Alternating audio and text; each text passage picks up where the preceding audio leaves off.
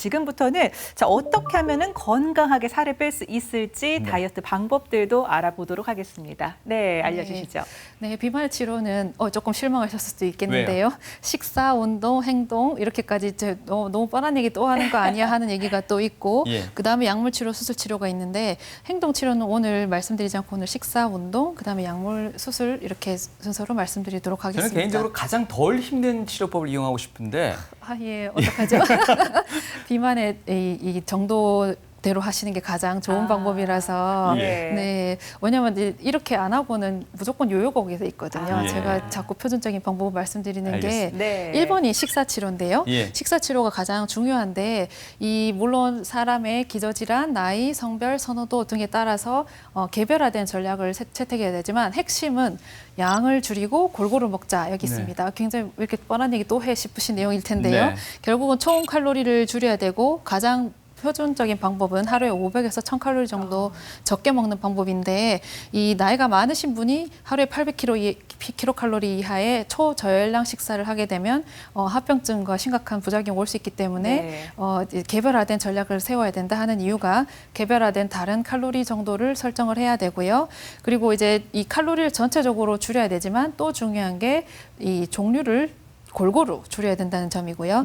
지방량은 당연히 우리 지방을 줄여야 된다 알고 계실 것 같은데 지방량은 총 열량의 22에서 25% 이하로 줄여주셔야 되고 건강한 지방산인 불포화 지방은 좀 챙겨 먹고 반대로 포화 지방이나 트랜스 지방은 거의 안 먹다시피 줄여주시는 게 좋습니다. 그다음에 당질은 줄여주셔야 되는데 총 열량의 50에서 60% 이하로 낮춰주셔도 좋을 것 같은데요. 당질의 대표적으로 밥인데 밥을 예로 들면 쌀밥을 먹는 것보다는 보다 건강한 당질인 단당류보다는 다당류로 복합 다당류로 바꿔주시는 게 좋은데 잡곡밥이죠. 대표적으로 잡곡밥으로 바꿔주시고 당질수가 낮은 음식으로 단당류로 낮춰주시라는 게 이제 쉽게 말씀드리면 면, 빵, 밥, 쌀떡 이런 것들은 거의 안 먹다시피 줄여주시고 이제 입에 단, 꿀, 설탕 이런 게 많이 함유된 음식들은 거의 먹지 않는 쪽으로 하셔야 되겠고요. 안 먹어도 됩니다. 제 과감히 안 먹어도 되고 그다음에 가공되어서 나오는 조리된 음식들 그다음에 술을 줄여주셔야 되고 싱겁게 드시는 게 이 줄여야 될 음식에 지금 총 이 내용들이고 사실 사람마다 개별화된 전략을 세워야 되기 때문에 조금 개별화되게 좀 다르게 설명해 줄 수는 있습니다. 요즘 밀가루부터 시작해서 탄수화물 끊는 분들 주변에 엄청나게 많이 는 것 같습니다. 실제 그런가요? 네, 줄이면 다이어트는 확실히 도움되는 게 맞고요. 당질을 지금 줄여야 된다고 말씀드렸는데 0으로 만드시는 건 곤란하고 이거는 장기적으로 끌고 갈 방법은 아닙니다. 그러나 전체적으로 적게 먹는 거는 체중 감량에 아주 도움이 되는 게 맞습니다.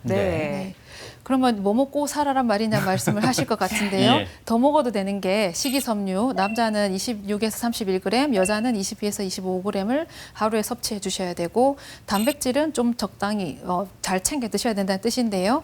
총 열량의 7에서 20% 정도는 챙겨 드셔도 되고 넓게 보면은 체중 킬로그램당 적어도 1g 정도는 섭취를 하시는 걸 권해드립니다. 또한 비타민과 무기질은 충분히 섭취해 주셔야 되고 수분도 충분히 섭취해 주셔야 되는데 이렇게 말씀드리면 특히 중년 여성분들이 제일 많이 묻는 게 나는 풀밖에 안 먹는데 살이 쪄요 하시거든요. 근데 사실 소랑 코끼리도 풀 먹고 그 덩치긴 한데요. 풀의 가장 큰 함정은 풀이 아니라 과일을 드신 경우가 많아요. 과일은 섬유질도 많고 비타민 미네랄도 참 많고 식이섬유도 참 많지만 문제는 과당도 참 많습니다. 그래서 다이어트 할 때는 과감히 과일은 거의 안 먹다시피 하루에 한 종류 한 개 정도만 드시고 나 도저히 야채 안 먹고는 안 되겠어 하면 야채로 바꿔주시면 됩니다. 과일 말고 야채로 얼마든지 바꿔주시고요. 그리고 또 이때 또 주의하실 게 제가 단백질 강조를 드렸는데 풀만 먹으면 살이 잘 안 빠집니다. 의외로 풀도 먹지만 고기도 먹어야 된다 이 점인데요. 건강한 단백질, 다이어트 할 때 많이 드시는 닭가슴살 같은 단백질이 많은 부위도 좋지만 이거 먹다 보면 너무 지겨워요. 그러면은 계란 한 개, 회도 괜찮고요. 아니면 소고기, 살코기, 기름기가 가능하면 없는 부위나 두부나 이런 걸 활용하셔도 좋고 그 단백질을 안 챙겨 먹는 게 특히 60대 이상 분들의 살이 잘 빠지지 않는 가장 큰 이유 중에 하나인 것 같아요. 잘 챙겨 먹도록 충분히 강조를 해줘야 됩니다. 더불어서 요즘에 많이들 물어보셔가지고 간헐적 단식이니 시간 제한 다이어트니 초저열량식이니 혹은 저탄고지 고단, 뭐 저지 이런 얘기를 물어보시는데 네. 어떤 방법을 선택하시든 중요한 건 골고루 양을 줄여서 드시는 거고요.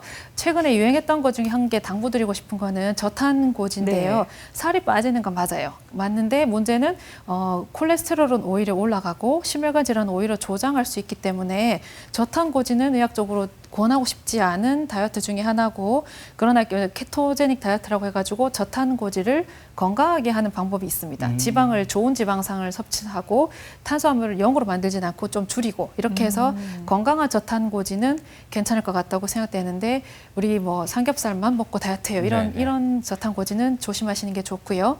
시간 제한 다이어트나 간헐적 단식은 흥미롭게도 연구 결과는 다 실패했어요. 그래요? 이 이유가 뭘까 저도 항상 궁금한데 이론적으로는 정말 좋지 않습니까? 예. 굶었다가 잠깐만 밥 먹고, 근데 실패 이유가 추측 건데 폭식했기 때문에, 그러니까 하루에 나눠서 먹을 걸 결국은 한 번에 몰아서 먹었기 때문에 총 에너지 섭취량이 줄지 않아서, 혹은 건강한 식사를 하지 않아서, 그리고 또 하나 문제는 장기간 지속하기가 너무 어려웠다.